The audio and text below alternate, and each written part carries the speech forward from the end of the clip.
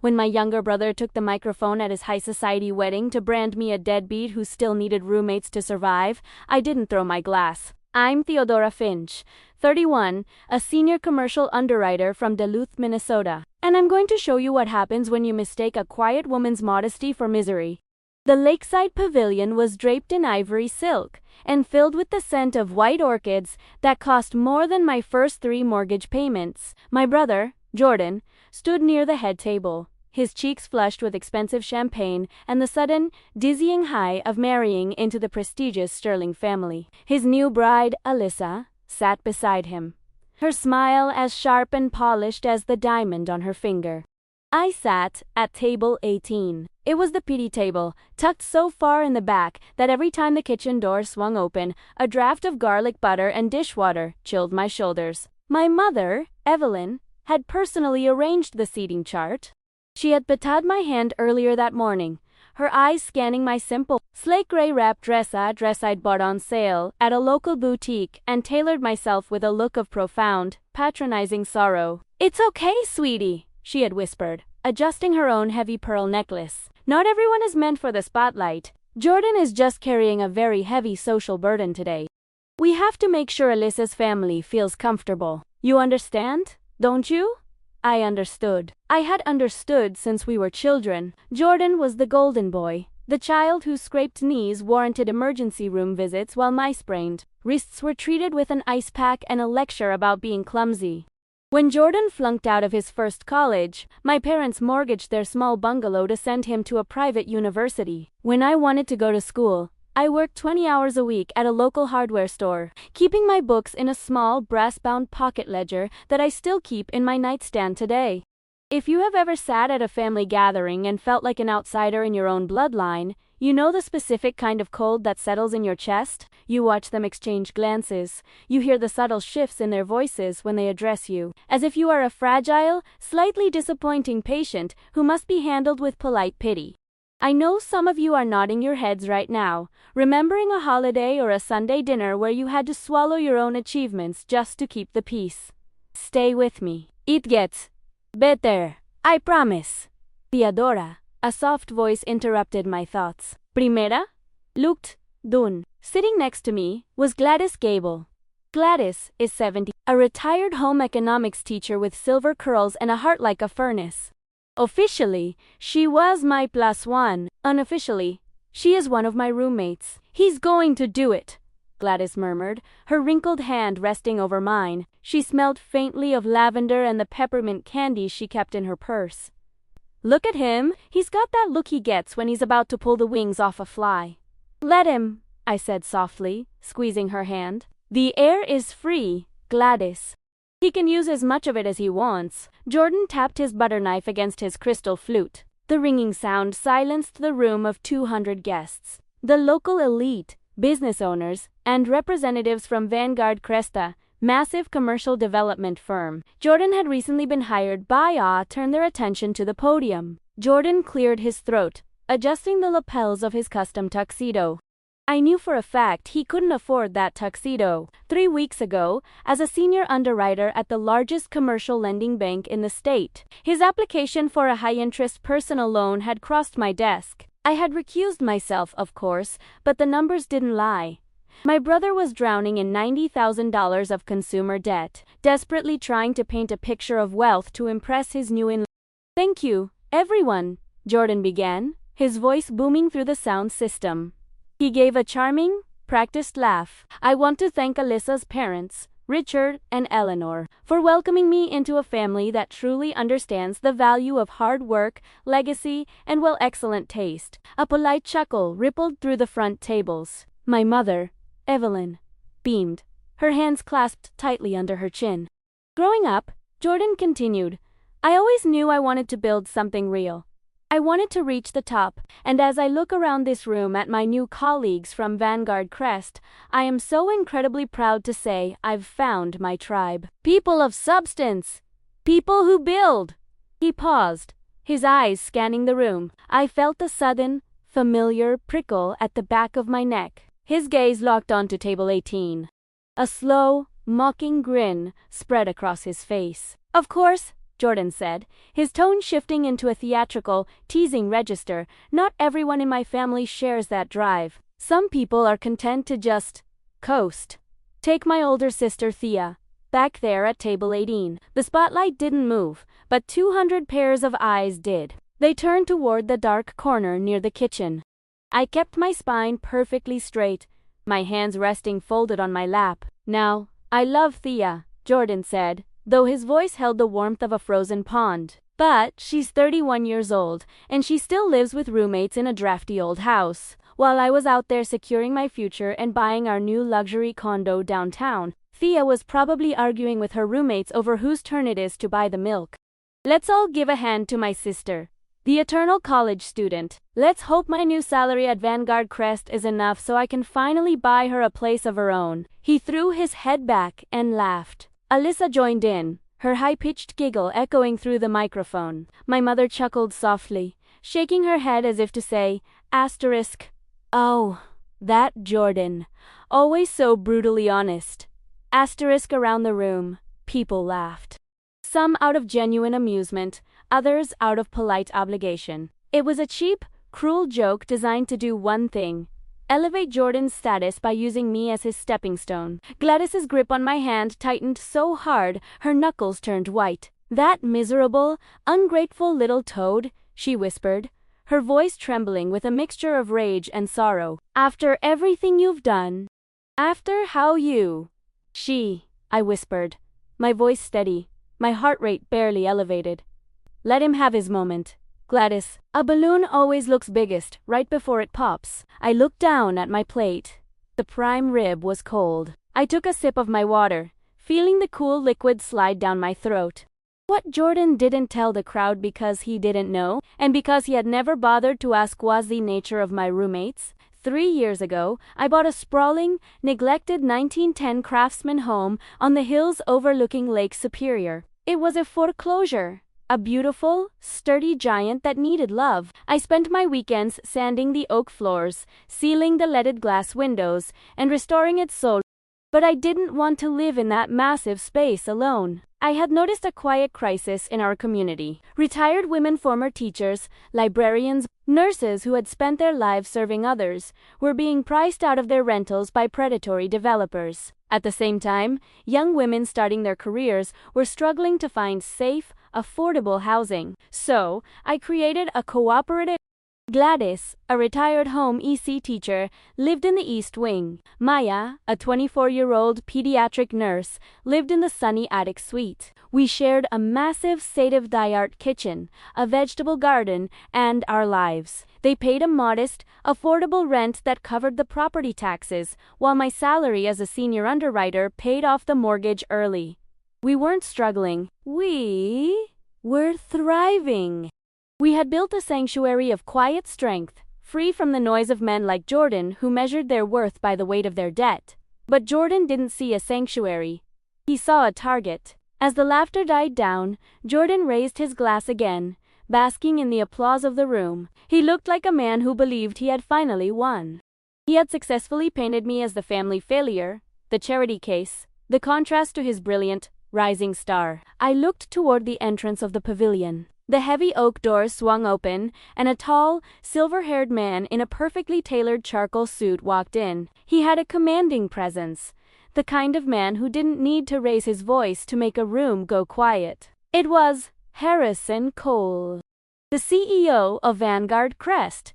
Jordan's new boss? Jordan's face lit up with a mixture of awe and desperation. He practically dropped his microphone, whispering something to Alyssa before smoothing his tuxedo jacket and marching toward the entrance to greet his employer. My mother, Evelyn, sat up straighter, her eyes widening as she recognized the billionaire developer. Harrison Cole looked around the room, his eyes scanning the crowd with a polite, distant smile. He looked tired, like a man who had flown in late just to make a mandatory appearance. Jordan reached him first, his hand outstretched, a sycophantic grin plastered across his face. Mr. Cole, you made it. I cannot tell you what an honor it is to have you here at our wedding. Please, let me introduce you to my bride and my mother. And Harrison Cole paused. He didn't take Jordan's hand. Instead, his eyes bypassed my brother entirely, scanning the back of the room. He stopped when his gaze met table 18. The distant, tired look vanished from his face, replaced by genuine warmth and a look of utter bewilderment.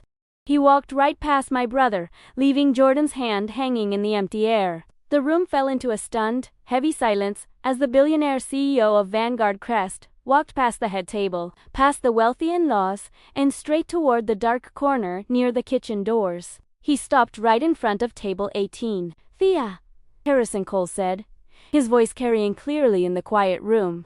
He looked at me, then at Gladys, and then back to me. "What on earth are you doing sitting back here?" I stood up, smoothing the front of my gray dress. "Hello, Harrison," I said, offering him a warm, quiet smile. He didn't just shake my hand, he stepped forward and wrapped me in a brief, genuine hug before turning to Gladys and greeting her with equal warmth. Then, he looked around the room, his eyes finally landing on Jordan, who was standing frozen in the middle of the aisle. His mouth slightly open, his face draining of all color. Harrison looked back at me, his brow furrowed in genuine confusion. "Wait," Harrison said, his voice echoing in the silent pavilion. "They don't know." The silence that followed Harrison's question was so heavy you could hear the ice melting in the crystal pitchers at table 1. Jordan stood frozen in the center aisle, his hand still suspended in the air where he had tried to offer it to his new boss. The sycophantic grin on his face had stiffened into a grotesque, panicked mask. Next to him, Alyssa's eyes darted from Harrison to me, and then to the back kitchen doors, as if she were looking for a script to tell her how to react. My mother, Evelyn, had stopped mid-sip of her champagne, the glass hovering inches from her mouth, her eyes wide and blank. I didn't answer Harrison right away. I let the silence stretch. If you've ever had to keep your mouth shut while someone lied about your life, you know how hard it is to wait for the right moment. Your blood hot wires your veins. You want to scream the truth right there and then. But I've learned that the loudest voices usually have the shallowest roots. Quiet strength doesn't shout. It waits for the wind to die down so everyone can hear the truth drop. "No, Harrison," I said softly, my voice carrying clearly over the hushed room. "They don't know. Let me take you back 3 weeks. To understand how we ended up here, you have to sit with me at my desk at Superior National Bank in downtown Duluth. It's not a fancy office. It's a cubicle with a gray laminate desk, a squeaky swivel chair, and a view of a brick alleyway. On my desk sits a heavy brass paperweight shaped like a ship's anchor, a cheap souvenir. My father bought me at a Duluth harbor shop when I was 10, before he passed away, and Jordan became my mother's sole obsession. It's the only personal item I keep there. As a senior commercial underwriter, my job is simple. I look past the shiny brochures, the expensive suits, and the grand promises. I look at the bones of a deal. I look at the tax returns, the debt-to-equity ratios, and the title deeds. Numbers don't have egos. They don't tell stories to make themselves look better at dinner parties. They are quiet, stubborn, and absolutely true. 3 weeks ago, the file for Vanguard Crest's new $45 million harbor redevelopment project landed on my desk. It was the biggest commercial loan our branch had handled in a decade. Harrison Cole, as the CEO, was the guarantor, but because it was a public-private partnership, the bank required a deep dive audit of Vanguard's local hiring practices and keyman risk assessments. I was working late. The office quiet, except for the hum of the HVC system and the occasional foghorn echoing off Lake Superior. I was flipping through the employment verification files for Vanguard's newly hired local team. And there it was, Jordan Finch, Senior Acquisitions Manager. My brother had been hired 3 weeks prior. I hadn't been surprised that he hadn't told me. We hadn't spoken a kind word to each other in years.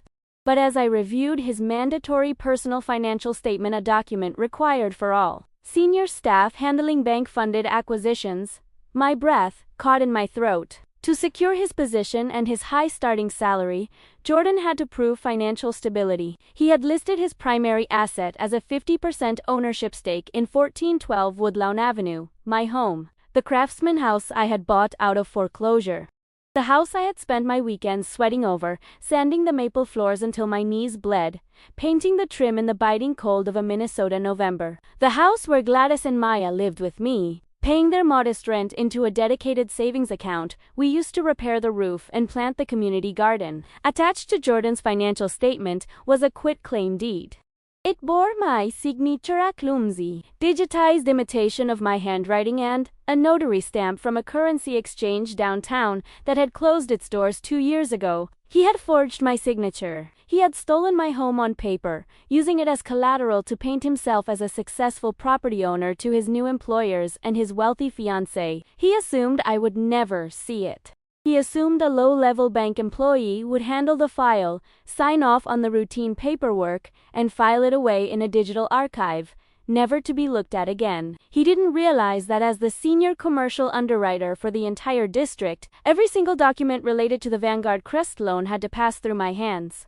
I remember sitting in that dim cubicle, staring at the screen until the blue light burned my eyes. My stomach felt like it had been filled with wet sand. I felt a deep hollow ache in my chest, not just of anger, but of a profound grieving sorrow. This was my brother, the boy I had shared a bedroom with. The boy I had given my own savings to when he claimed he couldn't pay his heating bill in college, only to find out later he had used it to buy a designer watch. I went into the break room, poured a cup of lukewarm chamomile tea, and sat there in the dark. I wanted to cry. I wanted to call my mother and scream. But I knew exactly what Evelyn would say. Go, Thea, don't make a scene. He's just trying to build a life for himself. You have so much. Why can't you just let him have this? I took a deep breath, went back to my desk, and locked my feelings in a drawer. It was time to gather the paperwork. The next morning, I didn't call Jordan. Instead, I took a personal day. I put on my sensible winter boots and walked through the slush to the St. Louis County Recorder of Deeds office. I spent 4 hours in the basement, pulling the certified blue-stamped original title deeds for my property. I secured a certified copy of the active deed, showing my sole ownership, free and clear of any secondary claims or quitclaim filings. Then, I drove to the currency exchange registry and obtained a certified statement proving the notary stamp on Jordan's document was a fraudulent replication of a decommissioned seal. I put all of these documents crisp, official, and undeniable into a forest green waterproof canvas courier bag. It's a sturdy, unpretentious bag I've carried for 5 years, stained with coffee and smelling of the pine needles from my driveway. 2 days later, Harrison Cole came into our branch for the final sign-off on the $45 million credit line. Normally, a CEO of Harrison's stature would only meet with the regional vice president. But Harrison is a different breed. He started his career pouring concrete in St. Paul. He values the people who actually do the math. He had requested a meeting with the lead underwriter to personally review the covenant clauses. We sat in the small glass-walled conference room. I had laid out the loan commitment papers, neat and orderly. "You've done an exceptional job here, Ms. Finch," Harrison had said, his voice deep and gravelly, his sharp gray eyes assessing me over his reading glasses. "Your analysis of our debt service coverage ratio was more thorough than our own CFO's. You saved us 0.5 point on the interest collar." "Thank you, Mr. Cole," I said, keeping my hands folded on the table. "I believe in being thorough. Which is why there is one more matter we need to discuss before we execute the final signatures." I reached down, opened my forest green canvas bag, and pulled out the manila folder containing the certified deeds and the evidence of Jordan's fraud. "This is a personal financial statement submitted by your new acquisitions manager, Jordan Finch," I said, my voice steady, though my heart was hammering against my ribs like a trapped bird. "He is my younger brother." Harrison's eyebrows shot up. He took the folder and began to read. As he turned the pages, looking at the certified title from the county recorder and the fraudulent quitclaim deed, his face hardened. The warm, approachable businessman vanished, replaced by the formidable tycoon who had built an empire on trust and ironclad contracts. "He forged your name," Harrison sighed, his voice dropping an octave. "He committed bank fraud to secure his position and his draw schedule." "He did," I said quietly. "I'll have him terminated by 5 o'clock today." Harrison sighed, reaching for his phone. and I'll personally contact the district attorney. We don't tolerate thieves in our house, Ms. Finch. I reached out, my hand hovering near his, signaling him to pause. Harrison, please, I said. I'm not asking you to protect him. He made his bed, and he has to lie in it. But his wedding is in 2 weeks. He has spent the last 6 months treating me like a charity case, using my modesty as a punchline to elevate himself in front of his new family. He thinks I'm a failure because I live a quiet life. If you fire him now, my mother and his new in-laws will find a way to blame me. They will say I sabotaged him out of jealousy. Harrison looked at me, his eyes searching my face. What do you want to do, Fia? Let him have his wedding, I said, a quiet, cold resolve settling deep into my bones. Let him stand in front of everyone he wants to impress. Let him show them exactly who he is.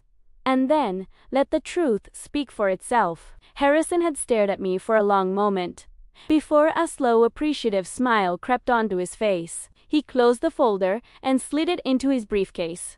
I've always said the quietest people in the room are the ones you need to watch out for, Harrison murmured, standing up to shake my hand. I'll see you at the wedding, Thea. I'll make sure I'm there to hear the toast. And now, here we were. The forest green canvas bag was sitting right under table 18, resting against Gladys's orthopedic shoes. The papers inside were ready. The trap was set, and my brother had walked right into it, holding a microphone and a glass of expensive champagne. Harrison turned his head slowly, looking at Jordan, who looked as if he might faint on the ivory silk carpet. Jordan? Harrison said, his voice cutting through the silence of the pavilion like a dry branch snapping in the winter woods. I believe you were just telling the room about your sister's living situation. Jordan swallowed hard, his Adam's apple bobbing violently. Mr. Coley, it was just a joke. A family joke, you know how it is. We tease each other. Do you? Harrison asked, taking a step toward the center aisle. His hands slid casually into his pockets. Because, from where I'm standing, it didn't sound like a joke. It sounded like you were calling the woman who personally approved our $45 million development loan a failure. A collective gasp swept through the pavilion. Alyssa's mother, Eleanor, dropped her dessert fork, the silver clinking loudly against her china plate. My mother, Evelyn, stood up, her face pale, her pearls trembling against her throat. Mr. Cole, there must be some mistake.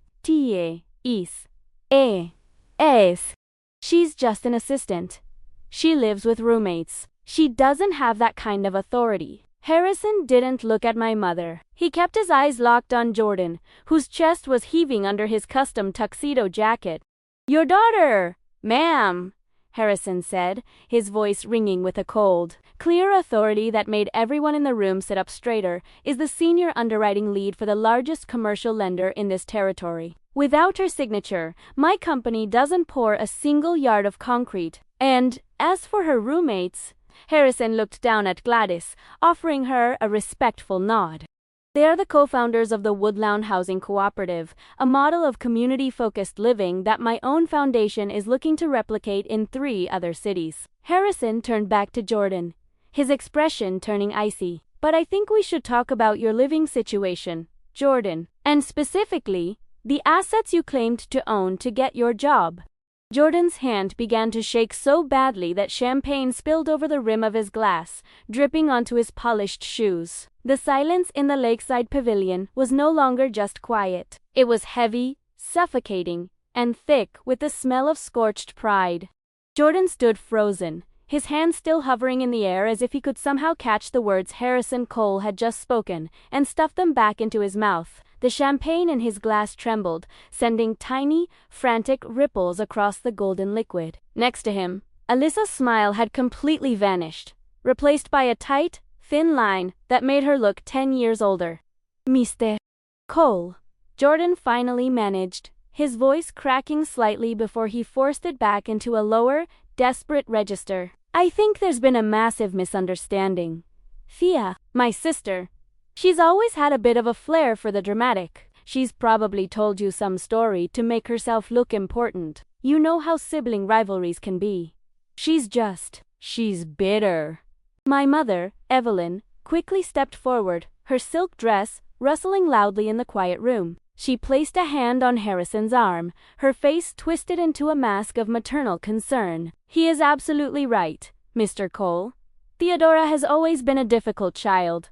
She's jealous of Jordan's success. She always has been. She's trying to ruin his wedding day because she has nothing of her own. Please, don't let her little lies affect your opinion of my son. I sat quietly at table 18 watching. Tim, if you have ever been the scapegoat in your family, you know this exact moment. You know the dizzying realization that no matter what you achieve, no matter how hard you work, your family will always choose the lie that protects their golden child over the truth that frees you.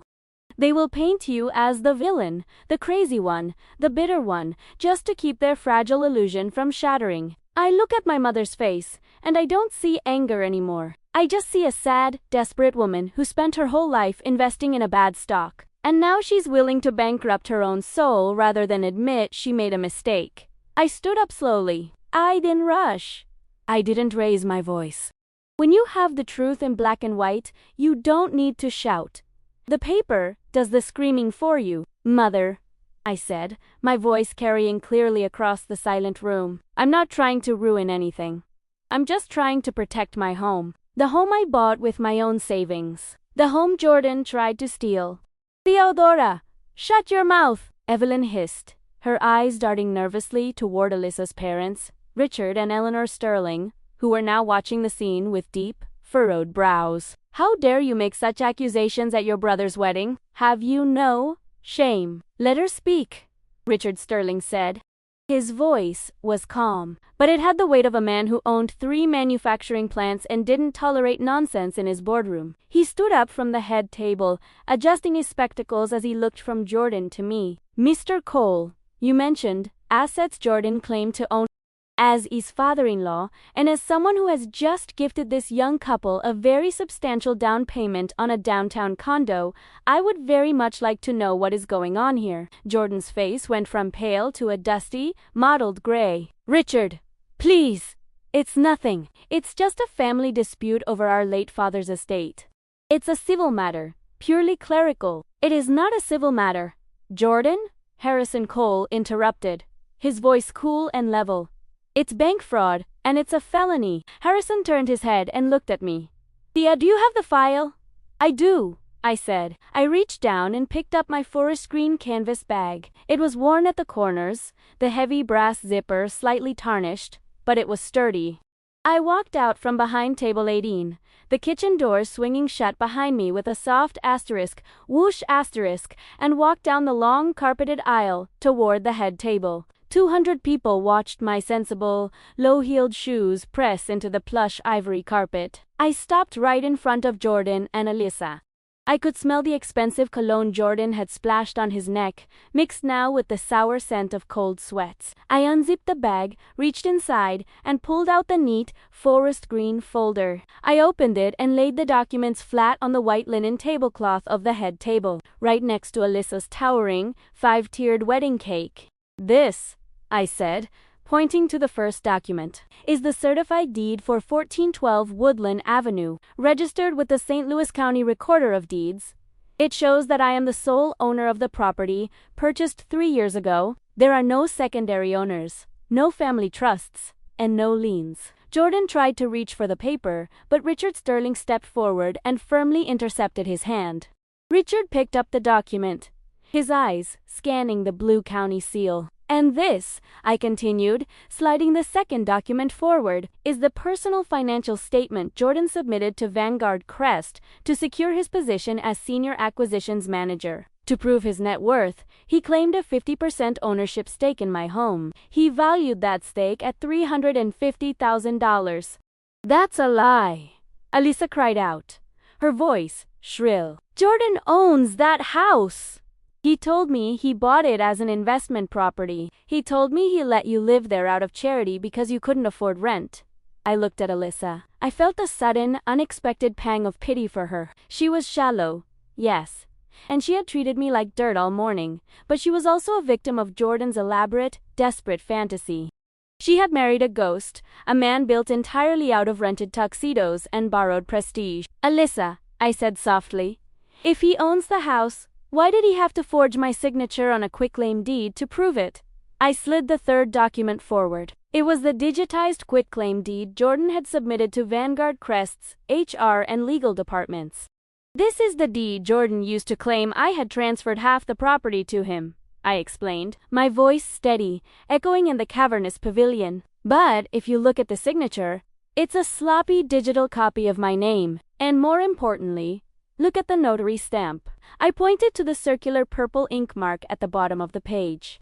This notary stamp belongs to a currency exchange on 4th Street that went out of business in November of 2022. The notary public listed on this stamp, a woman named Clara Higgins, retired and moved to Arizona 3 years ago. She was not in Duluth to notarize this signature last month. I have a certified statement from the State Notary Registry confirming that this seal is decommissioned and fraudulent.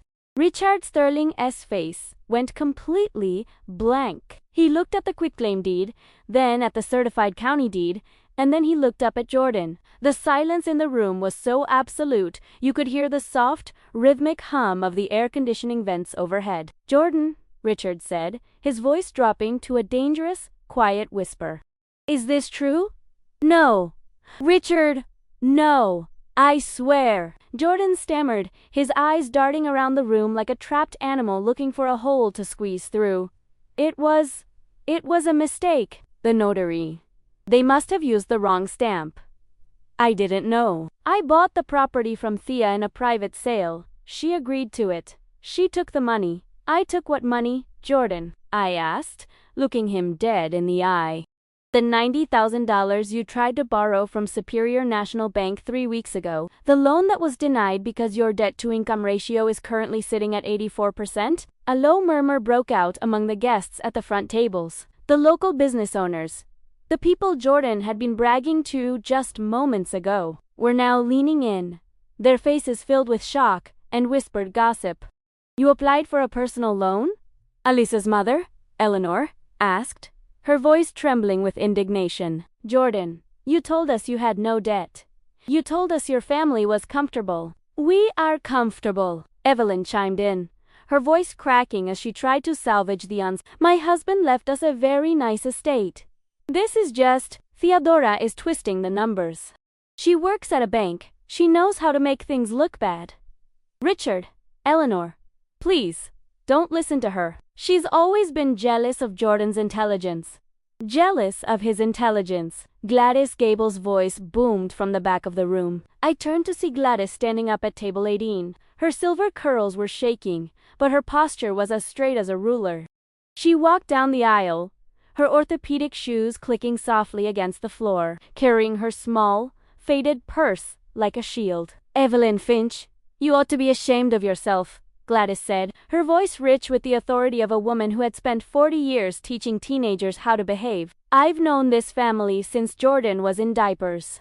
I watched Thea work double shifts at the hardware store to pay for her own books, while you mortgaged your house to buy Jordan a sports car he crashed 3 weeks later. I watched Thea pay off your heating bills when you were scraping by, while Jordan was out buying designer jackets on credit cards." Gladys stopped next to me, placing a solid, comforting hand on my shoulder.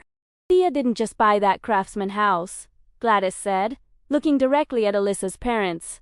"She saved it, and she saved me. When my pension didn't cover the rent increases on my old apartment, Thea didn't see a burden. She saw a partner.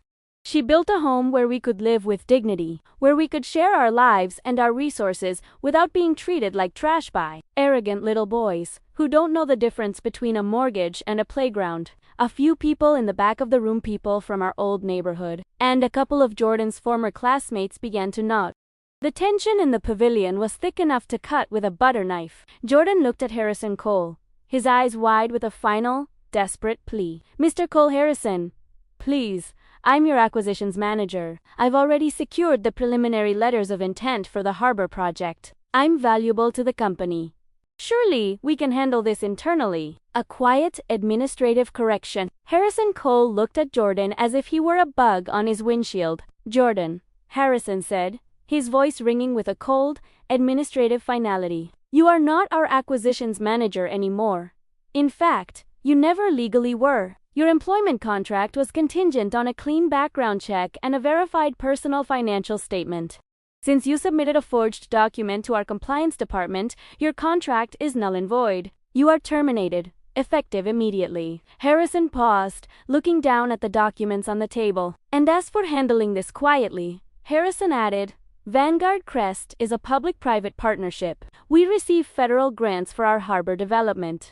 If we fail to report an attempted bank fraud by a senior staff member, we risk losing our funding. Our legal counsel will be contacting the Duluth Police Department and the State Banking Commissioner first thing Monday morning." Jordan's knees actually buckled. He grabbed the edge of the head table to steady himself, knocking over a crystal vase of white orchids. The water spilled across the table, soaking into the white linen and running off the edge, dripping slowly onto his polished leather shoes. The silent execution was complete. The trap had snapped shut, and my brother was left standing in the ruins of his own grand illusion. Continue to part 4. The water from the overturned orchid vase crept across the white linen tablecloth. A slow, cold tide that stained the pristine fabric, a dull, wet gray. It reached the edge of Jordan's forged financial statement, the water soaking into the bottom of the paper, turning the fraudulent signature of my name into a blurry, bleeding smear of blue ink. Jordan didn't even try to stop it. He stood there, his hands still gripping the edge of the head table so tightly, his knuckles were the color of chalk. The custom tuxedo that had looked so sharp 10 minutes ago now seemed to hang off his shoulders like a shroud. He looked small. For the first time in my life, my younger brother looked absolutely, completely small. "Thea," my mother whispered. She had bypassed Harrison Cole entirely, stepping around the spilled water and the ruined flowers to reach me. She grabbed my forearm. Her fingers were cold, but her grip was surprisingly tight, her nails digging slightly into the fabric of my slate gray dress. I could smell her expensive rose-scented cream. The one Jordan had bought her for her birthday with a credit card I now knew was maxed out. "Thea, look at me," she hissed, her voice a low, frantic vibration meant only for my ears. "You have to fix this. You have to tell them it was a misunderstanding. Tell Mr. Cole you gave Jordan permission to use the house. Tell him it was a family agreement. We can write up a real contract tomorrow. I'll make sure Jordan pays you back every cent. Just, please, Thea, look at Alyssa's parents. Look at what you're doing to your brother's life." I looked down at her hand on my arm. Then, I looked up into her eyes. If you have ever had a mother look at you not as her child, but as a sacrifice to be offered up on the altar of her favorite success, you know the specific, hollow ache that settled in my ribs at that moment. There was no love in her eyes. There wasn't even concern for my well-being, or anger at the fact that Jordan had stolen my identity and tried to take the roof over my head. There was only a desperate, clawing demand that I lie, that I shrink myself, that I become the villain so her golden boy could keep wearing his crown of stolen feathers. I know some of you are holding your breath right now, remembering the exact moment you realized your family's love had a price tag you could no longer afford to pay. You're remembering the pressure to keep the peace, when the peace was built entirely on your silence. Stay with me. This is the part where we stop quiet running and start standing still.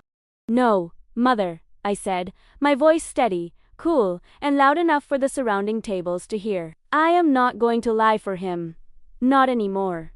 It's just a house," she whispered sharply, her voice cracking with a ugly, desperate rage. "You have your bank job. You have your savings. Jordan has a career, a new wife, a future. Why are you being so selfish? Why do you always have to ruin everything?" "Selfish." Gladys Gable's voice cut through the air like a clean blade. She had marched all the way down the aisle, and was now standing right beside me, her small, worn purse tucked firmly under her arm. She looked my mother dead in the eye, her silver curls trembling with a righteous, maternal anger of her own. "Evelyn, you listen to me?"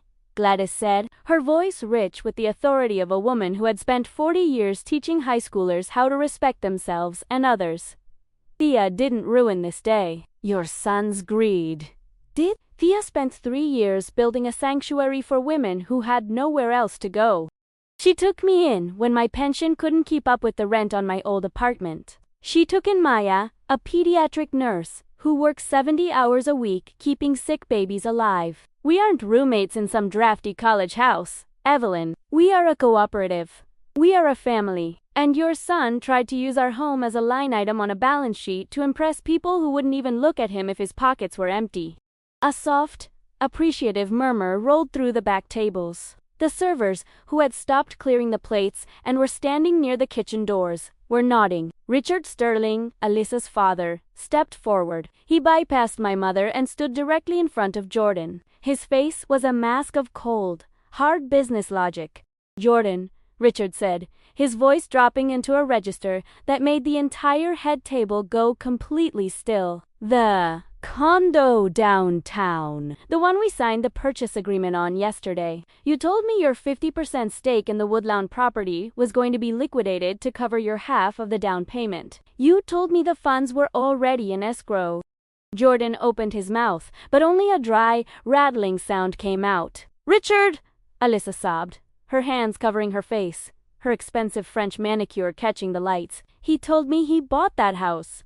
He told me he was a real estate investor. He said his sister was just a tenant who handled the property management." Richard said, his tone flat and unyielding. He turned his gaze to my mother. "And it seems your mother-in-law was more than happy to facilitate the lie." "Richard, please," Evelyn gasped, her hands fluttering to her collarbone, clutching her pearls as if they could save her. "We are respectable people.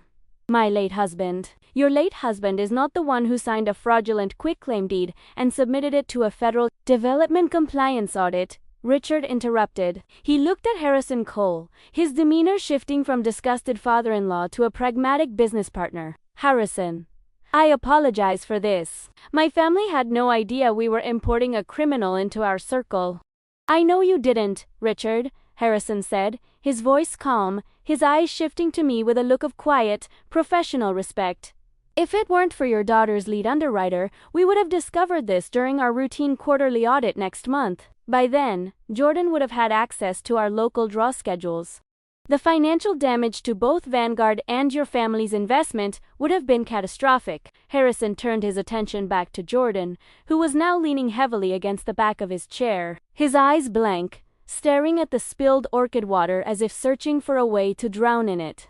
"Our legal department will be filing the formal complaint with the Duluth Police Department first thing Monday morning." Harrison sighed, his voice carrying the weight of an absolute, institutional hammer. "Jordan, I suggest you retain a defense attorney, and I suggest you do not attempt to contact anyone at Vanguard Crest again." "Mr. Cole," Jordan whispered, a single pathetic tear escaping his eye and rolling down his cheek. Cutting a path through the expensive bronzer he'd applied that morning to look healthy and successful. "Please. My career. My life. I can't go to jail. You should have thought about that before you forged your sister's signature on a legal deed." Harrison said simply, "E tournettome," his expression softening. "Tia, I'm sorry this had to happen here. Like this. But I appreciate your integrity. Superior National Bank is lucky to have you, and frankly, so are we. If you ever decide you want to transition from commercial underwriting to commercial development, my door is always open. We need people who look at the bones of a deal, not just the glossy brochures." "Thank you, Harrison," I said, offering him a warm, quiet smile. "I appreciate that. More than you know." I reached down and began gathering my papers from the table. I picked up the certified county deed, folding it neatly and sliding it back into my forest green canvas bag. I picked up the fraudulent quitclaim deed and the notary registry statement, tucking them safely into their folders.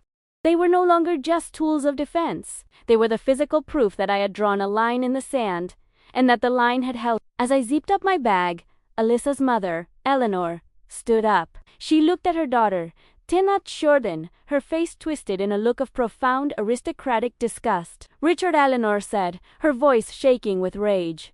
Tell them the reception is over. And call our attorney. I want the annulment papers drawn up before the weekend is out."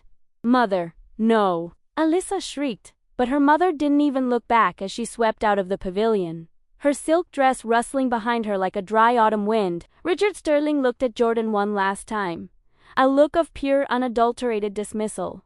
"You're a fraud, son, and a clumsy one, at that."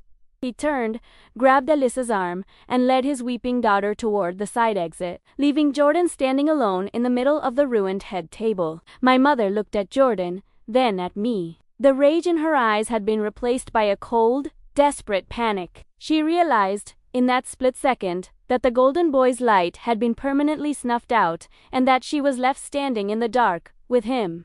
"Theodora," she whispered, her voice trembling. "How could you do this to your own family?" I slung my forest green canvas bag over my shoulder. I looked at my mother, seeing her clearly, perhaps for the very first time in my 31 years. I didn't feel anger.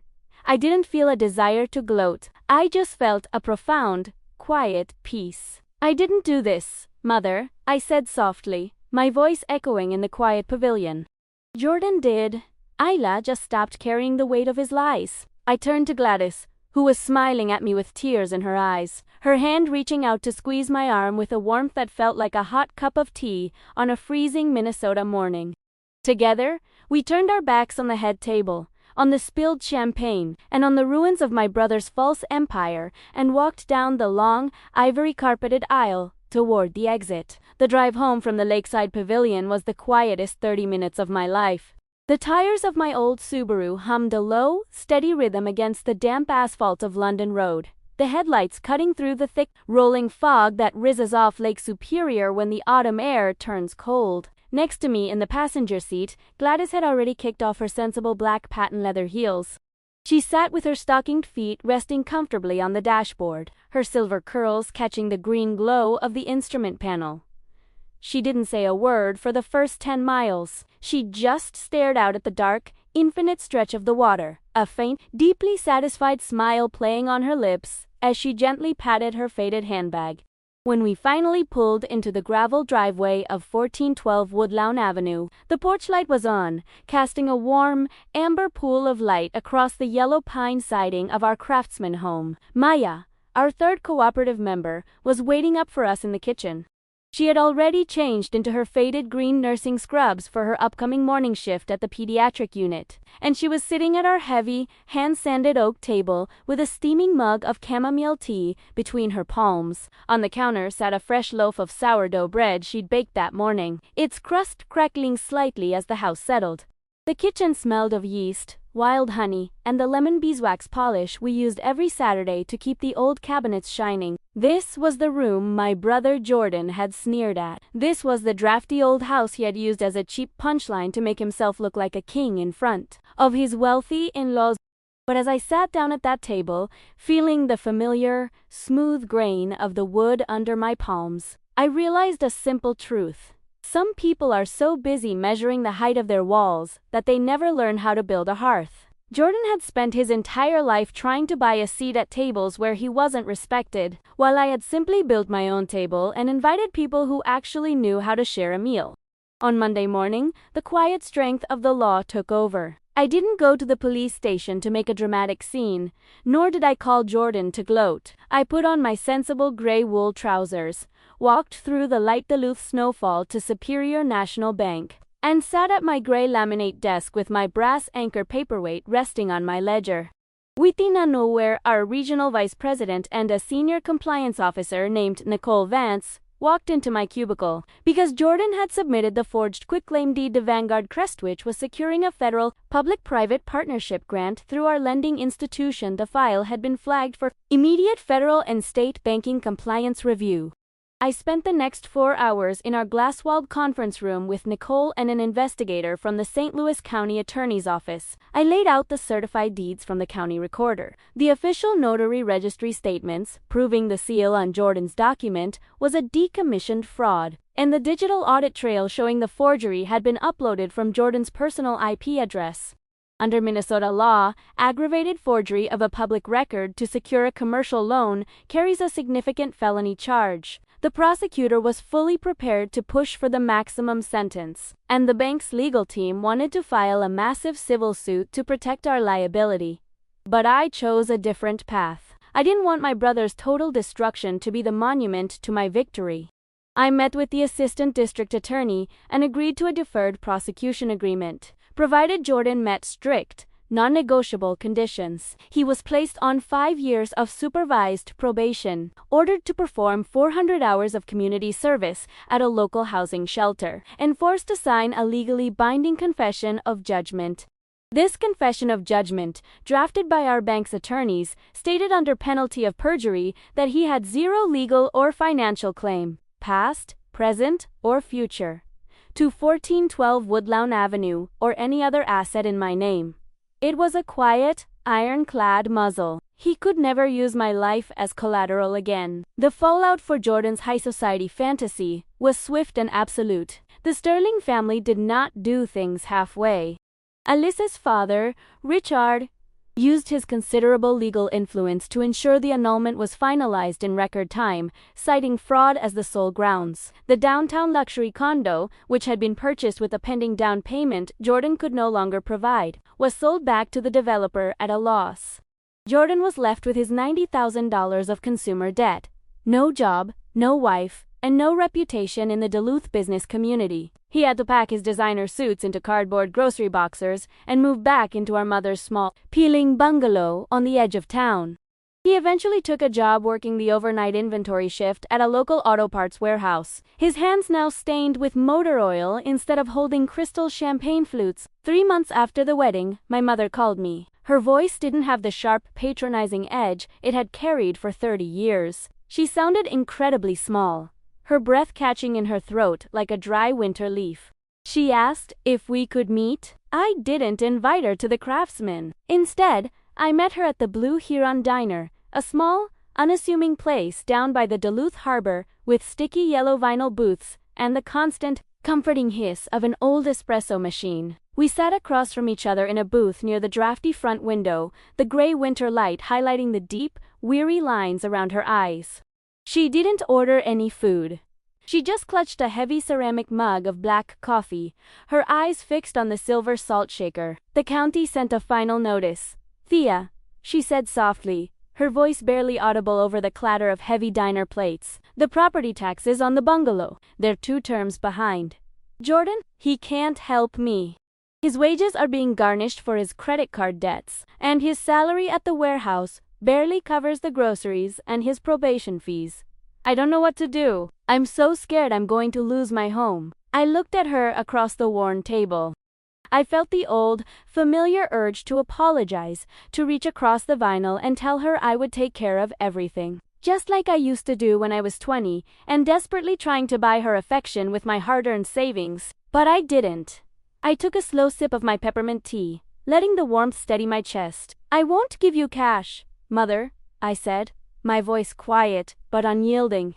"And I will not pay a single cent toward Jordan's debts or his lifestyle. But I will pay the county treasurer directly for the back taxes on the bungalow. I will do this every year, directly to the county office. On one condition, you must sign an administrative agreement stating that Jordan's name will never, under any circumstances, be added to the title of that property.